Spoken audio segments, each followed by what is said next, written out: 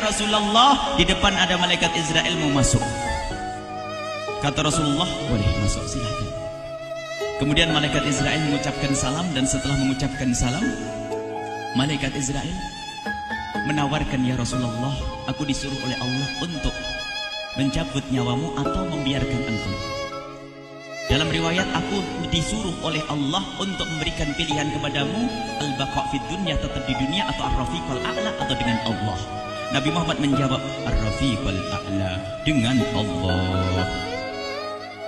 Kemudian setelah itu Nabi Muhammad berdoa agar umatnya selamat. Setelah ada jaminan umatnya selamat, malaikat Israel, sudahlah, cabut nyawaku kalau memang sudah waktuku.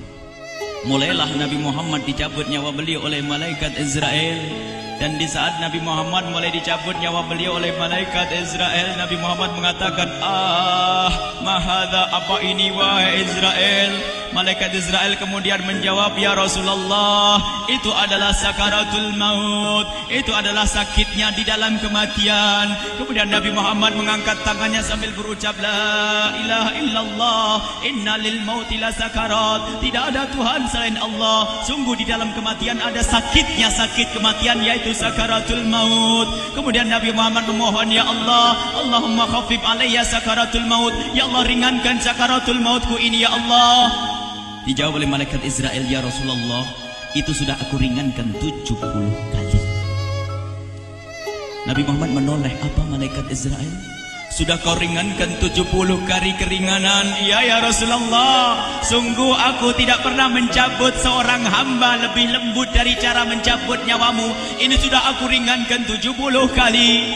Setelah itu justru Nabi Muhammad menangis, Israel, 70 kali rasanya masih sakit. Iya ya Rasulullah, memang itu sakaratul maut. Lalu bagaimana engkau mencabut umatku, wahai Israel? Allah, yang diingat siapa? Umat. Kalau engkau mencabutku dengan ringan seperti ini masih sakit, bagaimana engkau mencabut umatku, ya Israel?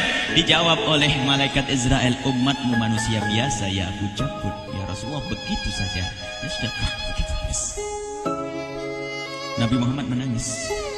Tiba-tiba Nabi Muhammad mengangkat tangan dan memohon kepada Allah, Allah, Allah, inna lil mauti la sakarat, la ilaha illallah, inna lil mauti la sakarat, sungguh di dalam kematian ada sakaratul maut.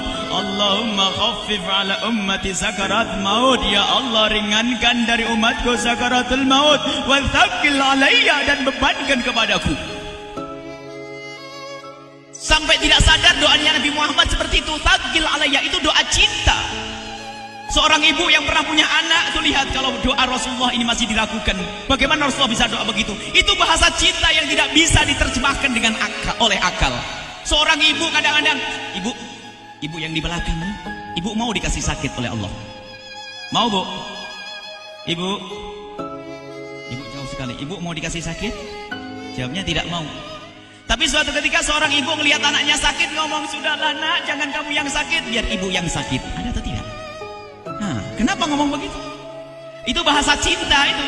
Tidak rela kalau anak ini sakit, biar aku saja yang sakit. Itu yang dirasakan Rasulullah. Sakaratul maut begitu sakitnya, membayangkan betapa sakitnya umat Nabi Muhammad di saat dicabut nyawa beliau. Maka Rasulullah mengatakan, ya Allah, ringankan sakaratul maut dari umatku, bebankan kepadaku saja, ya Allah. Wala sawfa yu'tika fatarda. Permintaan Nabi Muhammad tidak ditolak oleh Allah, dikabul dan dikabul, wahai Muhammad. Sallu ala Nabi Muhammad. Dan benar, sakaratul maut kita ditahan oleh Rasulullah, ditanggung oleh Rasulullah, sehingga digambarkan oleh Imam Bukhari di saat Nabi Muhammad dicabut nyawa beliau, Siti Aisyah yang ada di situ. Rasulullah berada di pangkuan Siti Aisyah, yang saat itu Siti Aisyah melihat keringat dingin keluar dari kening Rasulullah. Siti Aisyah tidak pernah melihat keringat keluar seperti itu. Bahkan di saat dipegang kepala Rasulullah, panasnya melebihi dari panasnya orang biasa. Setiap kali ada kain dicelupkan di air, ditempelkan di kening Rasulullah langsung mengering. Saat itu Nabi Muhammad mengucapkan kalimat la ilaha illallah innal lil mauti la sakarat. Kemudian Nabi Muhammad berpesan dengan banyak pesan, dan di antara pesan Rasulullah adalah akri minni ala ummati salam, akri minni salam ala ummati wa ala man ittaba'ani wa ala man tabi'ani min ila yaumil qiyamati. Aku titip salam kepada umatku dan orang yang mengikutiku sampai hari kiamat. Sadari salam Rasulullah. Sebelum meninggal masih ingat titip salam. Salam kepada siapa? Bukan salam kepada siapa-siapa, tapi salam kepada kita. Maka mari kita mengucapkan salam kepada Rasulullah, karena Rasulullah sudah salam duluan kepada kita. Mari kita sejenak bersalam kepada Rasulullah dan hadirkan Rasulullah ada di mata kita dan di hati kita. Mari kita bersama-sama mengucapkan salam. Assalamualaikum ya Rasulullah. Assalamualaikum ya Rasulullah. Assalamualaikum ya Habiballah. Assalamualaikum ya Nabi Allah. Rasulullah mengucapkan salam untuk kita. Dan di saat itu Rasulullah keringat dingin keluar, maka oleh Siti Aisyah diusap. Oleh Siti Aisyah diusap, bayangkan saat itu Nabi Muhammad di pangkuan Siti Aisyah dan diusap oleh Siti Aisyah. Siti Aisyah berkata, keringat Rasulullah mengucur deras hingga aku usap, dan aku usap dengan tangannya Rasulullah. Diusap dengan tangannya Rasulullah. Siti Aisyah memegang tangan Rasulullah sendiri yang digunakan untuk mengusap keringat Rasulullah. Sahabat bertanya, Aisyah, kenapa harus dengan tangan Rasulullah tidak dengan tanganmu? Lihat jawab Siti Aisyah, karena tangan Rasulullah lebih lembut dari tanganku. Sallu ala Nabi Muhammad. Masih sempat nyanjung itu sahabat Nabi. Dalam keadaan begitu masih menyadari kelembutan tangan Rasulullah, jasad Rasulullah, kemuliaan Rasulullah sallallahu alaihi wasallam. Dan aku lebih menginginkan bahwasanya yang menyentuh jidat Nabi Muhammad adalah tangan yang paling mulia di dunia dan di akhirat. Siti Aisyah enggak berani menyentuhkan. Pengennya yang disentuhkan di kening Rasulullah adalah tangannya Rasulullah sallallahu alaihi wasallam. Kemudian setelah itu Nabi Muhammad merasakan sakit yang sangat untuk kita. Kemudian Nabi Muhammad mengangkat tangan tinggi-tinggi mengucapkan la ilaha illallah inna lil mauti la sakarat. Tiba-tiba tangan itu semakin turun dan ditangkap oleh Siti Aisyah. Dan di saat tangan itu jatuh di tangan Siti Aisyah, kemudian tiba-tiba paha Siti Aisyah merasakan berat kepala suci Rasulullah. Dan saat itu Siti Aisyah sadar bahwasanya Rasulullah sudah kembali kepada Allah Subhanahu wa taala. Sallu ala Nabi Muhammad. Siti Aisyah bingung di saat melihat seperti itu. Ditaruh pelan-pelan wajah Rasulullah.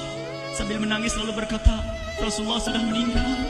Para sahabat Nabi pada bingung. Sayyidina Ali tiba-tiba terduduk, nggak bisa berdiri. Sayyidina Utsman nggak bisa ngomong. Ada orang Sayyidina Zaid berkata, aku baru melihat Rasulullah. Setelah ini aku tidak mau melihat lagi selain Rasulullah. Ya Allah, butakan mataku. Aku tidak ingin aku kotori mataku dengan selain Rasulullah. Dan dibutakan oleh Allah. Bermacam-macam kejadian saat itu. Madinah heboh, luar biasa dengan meninggalnya Rasulullah sallallahu alaihi wasallam. Dan sungguh meninggalnya Nabi Muhammad adalah menghidupkan hati yang mati kalau orang faham. Tiba-tiba Sayyidina Abu Bakar datang. Setelah Sayyidina Umar mengatakan, siapa yang mengatakan Muhammad meninggal akan aku penggal lehernya. Jangan seperti orang-orang Nabi Muhammad sekarang lagi pergi seperti waktu Musa pergi kepada Tuhannya, kepada Allah, nanti akan kembali kepada kita. Muhammad belum meninggal. Ini adalah karena kecintaan Sayyidina Umar bin Khattab, tidak ingin Nabi Muhammad pergi.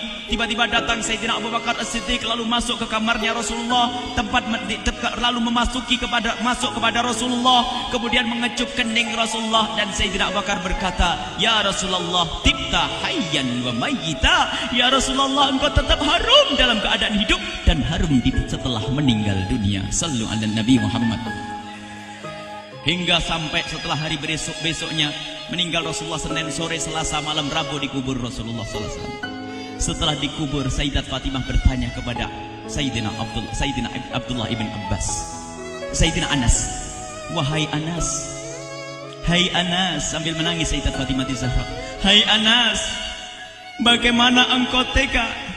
Atabat anfusukum an tahtu ra'sa Rasulillah. Apakah engkau rela menaburkan debu di atas kepala Rasulullah? Sayyidina Anas menangis kaget, ya wahai binta Rasulullah, kalau kami tidak dilupakan oleh Allah, niscaya tidak ada yang bisa mengubur Rasulullah. Jadi saat itu dilupakan oleh Allah, sehingga mereka tidak menyadari melakukan itu semua. Kalau mereka sadar, tidak akan bisa mengubur Rasulullah sallallahu alaihi wasallam. Ini yang diungkapkan oleh Sayyidina Anas, kalau seandainya kami tidak dilupakan oleh Allah, niscaya kami tidak akan mampu mengubur Rasulullah sallallahu alaihi wasallam. Kami yang hadir di sini, ya Allah, ingin senantiasa hadir di hati kami kekasih-Mu Nabi Muhammad. Maka kami mohon, ya Allah, jadikan kekasih-Mu Nabi Muhammad yang akan, ya Allah, yang akan mendampingi kami kelak saat Kau cabut nyawa kami, seperti yang Kau wahyukan kepada kekasih-Mu Nabi Muhammad. Wa abshiru bil jannati, semua hamba yang beriman akan menyaksikan surga, ya di saat dicabut nyawa mereka. Dan surga, di tempat surga itu yang paling mulia adalah Nabi Muhammad. Maka kami mohon, ya Allah, saat Kau cabut nyawa kami, ya Allah, hadirkan Nabi Muhammad di hati kami, ya Allah. Dan kami mohon, ya Allah, saat di alam barzah nanti, ya Allah, saat yang sangat mengerikan itu, ya Allah, kami mohon hadirkan kekasih-Mu Nabi Muhammad, sehingga kami tidak takut dan gentar lagi dengan malaikat mungkar nakir. Dan ya Allah, kami mohon di saat di padang mahsyar nanti, ya Allah, hadirkan kekasih-Mu Nabi Muhammad. Jadikanlah kekasih-Mu Nabi Muhammad yang akan menemani kami dan akan membonceng kami, membawa kami ke telaga Kausar. Lalu kami diberi air minum dari air telaga Kausar hingga kami tidak akan haus selama-lamanya. Ya Allah, jadikan kekasih-Mu Nabi Muhammad yang akan menemani kami di saat kami menyeberang Siratal Mustaqim hingga kami tidak akan terjerumus ke neraka Jahanam. Dan jadikan kekasih-Mu Nabi Muhammad yang akan kami saksikan setiap saat di surga-Mu, ya Allah. Ya Allah, jadikan kekasih-Mu Nabi Muhammad yang senantiasa, ya Allah, kami lihat kelak di surga. Dan jadikan ucapan kami di akhir hayat kami kelak adalah, ya Allah, adalah kalimat agung dan mulia, La ilaha illallah Muhammadur Rasulullah. La ilaha illallah Muhammadur Rasulullah. La ilaha